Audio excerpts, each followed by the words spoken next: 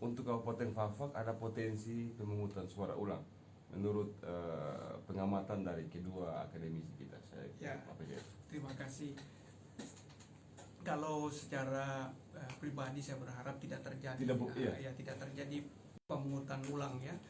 Tetapi kalau seandainya memang itu terlaksana, memang karena diatur dalam undang-undang pemilu juga tentang diharuskan untuk PSU. Ada tentang pemilihan umum ini diatur dengan sangat jelas.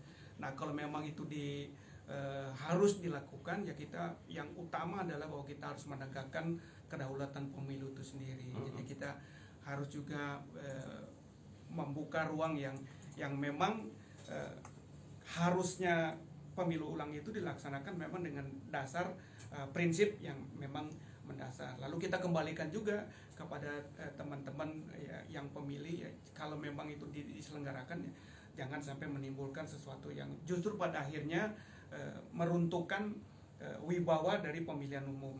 Karenanya biarlah undang-undang yang mengatur kalau memang itu harus diharuskan untuk dilaksanakan, karena memang secara jelas di dalam undang-undang itu tentang peraturan pemilu diatur, bahkan disebutkan kalau tidak salah sampai dengan lebih dari 100 jenis bentuk pelanggaran yang diatur yang disebutkan.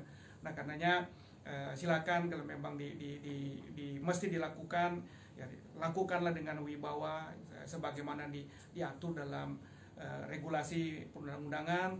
Yang kedua, jaga kewibawaan dari pemilu itu dan juga jaga kebersamaan kita. Tapi saya secara pribadi berharap itu tidak terlaksana. Tidak ada ya.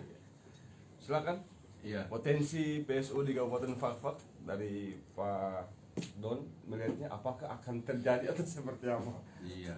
Jadi sama seperti Pak Pendeta, kita berharap bahwa jangan sampai ada. Iya, jangan sampai ada. Tetapi tidak menutup kemungkinan ada misalnya 1 atau 2 TPS yang pada saat hari H penyelenggaraannya memenuhi untuk dilakukan PSU. Ya. Kenapa tidak? Karena undang-undang menjamin.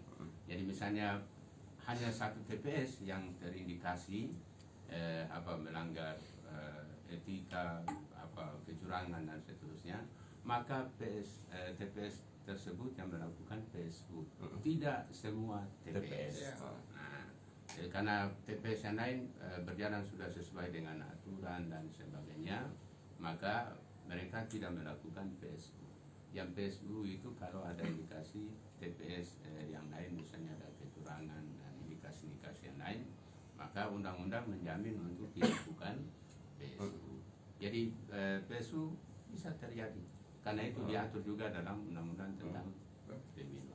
Bila memenuhi aturan, memenuhi ketentuan harus dilakukan PSU, ya harus dilakukan. Kemudian ada yang sudah bergabung. Selamat pagi, izin masukan dan saran saja, mungkin bagus kalau ada lomba penilaian TPS terbaik. Mudah-mudahan pagi ini KPU mendengar. Ya, mungkin kerjanya tepat waktu. Ya. Bagaimana? Ya, saya setuju dan kebetulan tadi yang disinggung dalam percakapan kita itu, saya melihat mungkin ada tempat di TPS lain. Ada TPS itu menyelenggarakan pemilu seperti orang melaksanakan pesta. Ya, saya lihat dia menggunakan kursi yang seperti orang hajatan itu. Saya lihat ada salah satu TPS dan ada masyarakat yang di sekitar itu ngambil inisiatif untuk terlibat membantu teman-teman KPPS. Saya lihat ada TPS yang cuma kebetulan 1 karena saya tidak jalan ke beberapa tempat lain. Setuju, dengan demikian kan akan mendorong kinerja dari teman-teman yang ada di masyarakat untuk membuat TPS semeriah mungkin ya. Kalau dulu pemilu lalu saya melihat di TPS di luar fak-fak itu ada yang menggunakan pakaian daerah, jadi memang ada hal-hal unik yang disampaikan ya. Ya memang itulah sesuatu yang tadi saya pikir saran yang sangat bagus ya. Mudah-mudahan penyelenggara mendengarkan ini. Ya, setuju. Ya, benar. Saya juga setuju kalau misalnya dilakukan penilaian tentang TPS terbaik ya. Karena ini bagian daripada motivasi. Nah, motivasi kepada penyelenggara untuk lebih apa yang prestasi yang sudah dicapai dipertahankan, Bahkan lebih kemudian ditingkatkan. lebih ditingkatkan. Dengan penilaian itu Ya. memberikan motivasi kepada penyelenggara yang lain untuk bekerja lebih bagus, Ya. kemudian meningkatkan hasil pemilunya Ya, di betul. penyelenggaraan pemilu-pemilu yang akan datang. Kemudian terkait potensi kecurangan dari kalangan akademisi melihatnya seperti apa di Kabupaten Fafak khususnya? Ya, Silakan, Pak Pendeta. ini ada pertanyaan yang cukup sensitif ya. Sebetulnya kan sudah disinggung tadi dengan jelas di dalam regulasi kita tentang pemilu tuh tentang bentuk-bentuk kecurangan. Pak Pendeta, Ya. sebelum dilanjutkan Oke. kita terima dulu Pak Nasir untuk yang kedua kali. Silakan, Bung Nasir. Silakan. Langsung aja, jadi lomba di TPS dan saya lihat kemarin ini momen bagus untuk UMKM ekonomi ya.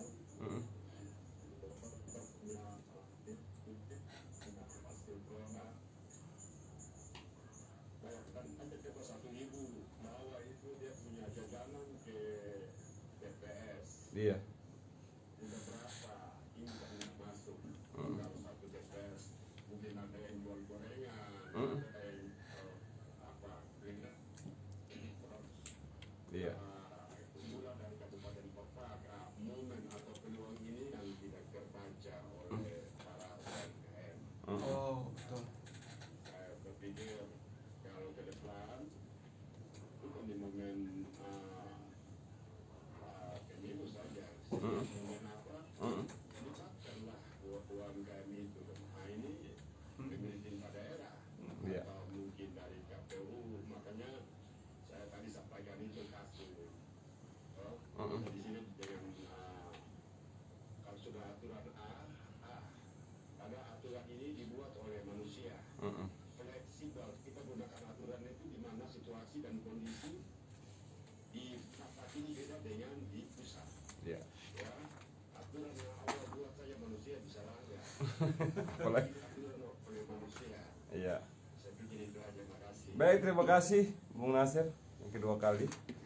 Dilanjutkan Iya. Pak Pendeta tentang potensi kecurangan tadi. Ya, kita sudah sudah lihat juga di beberapa media memang sudah ada yang aspek-aspek tentang ketidakpuasan ya tentang pemilu ini sudah ada, dan tentang aturan kecurangan juga kan tadi sudah disebutkan bahwa sebetulnya ada diatur dalam regulasi pemilu kita.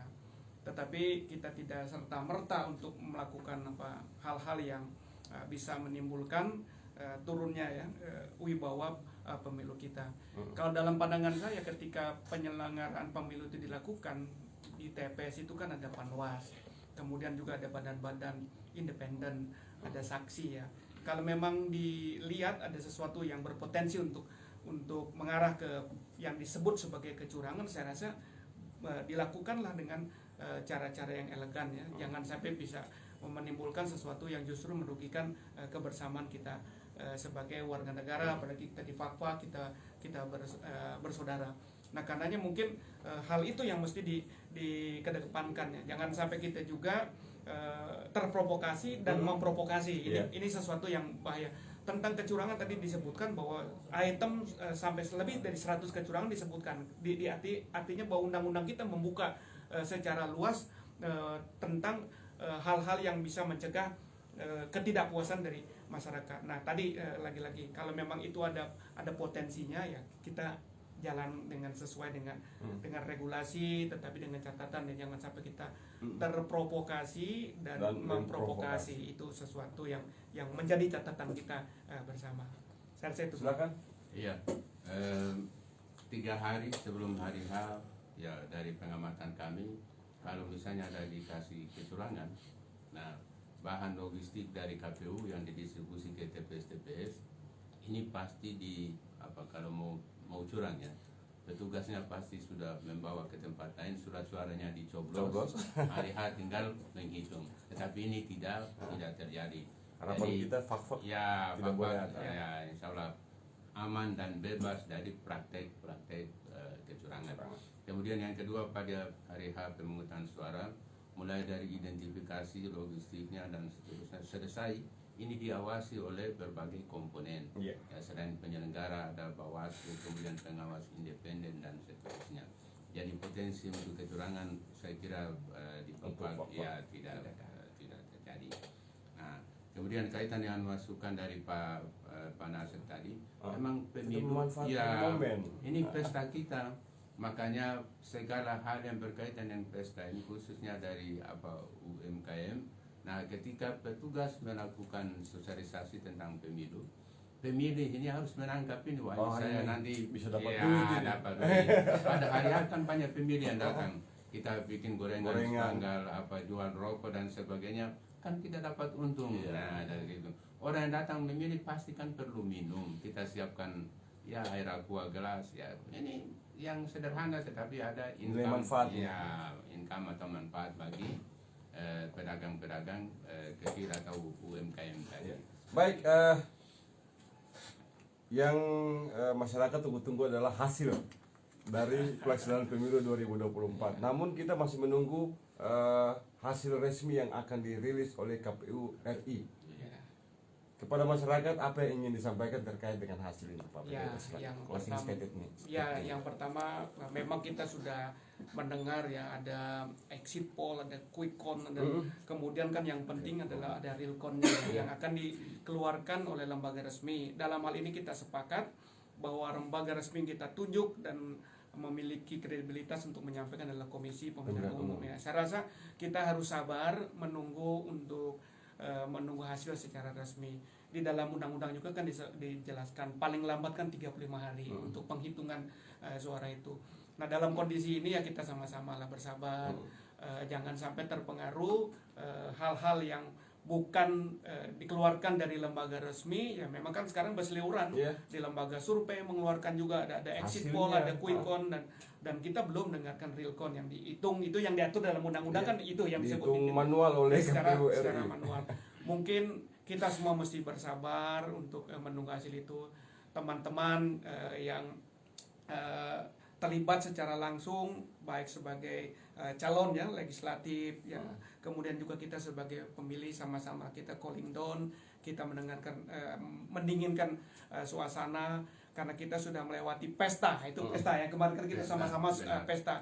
Jangan sampai setelah pesta kita berkelahi gitu kan. Pesta ya kita sama-sama gembira. Soal kalah dan menang ya itu memang biasa. Itu biasa karena memang kontestasi pasti ada yang kalah, ada yang menang. Kalah dan menang. Jadi kita harus sama-sama semua orang ya terlibat untuk mendinginkan suasana. Karena pemilu adalah bagian instrumen dari negara yang berwibawa. Soal kalah dan menang ya ada lembaga yang punya kepentingan untuk melakukannya. Silakan Pak Muhammad, closing statement-nya. Jadi hasil pemilu yang resmi itu kita menunggu dari KPU. Nah, selama menunggu hasil resmi dari KPU, ya ini namanya pesta kita. Jadi pasti ada yang menang, ada yang kalah ya. Ini sebuah kontestasi. Olehnya itu bagi masyarakat bahwa kita mau mengharap kepuasan yang bagaimana. Pasti yang namanya demokrasi ada yang kalah, ada yang menang. Olehnya itu yang menang harus menghormati yang kalah, sebaliknya yang kalah juga menghormati. Saling merangkul. Saling merangkul. Kita kembali. Pesta telah selesai.